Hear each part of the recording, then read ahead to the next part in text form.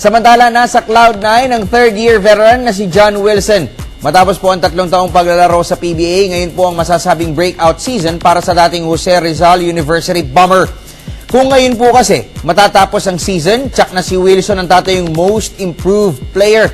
Mula po sa dating bench warmer role sa Barangay Ginebra Kings, ngayon ay na-transform na ang binangonan Rizal Cager bilang isa sa most potent scorer sa liga. Sa kanyang first 3 games o tang Air 21 Express jersey, nag-average si Wilson ng 18.33 points, 5.6 rebounds, 4 assists at 1 steal. Halos 10 ulit na doble po ito sa kanyang dating average sa Ginebra, kung saan ay limitado lamang siya sa pagiging isang defensive player.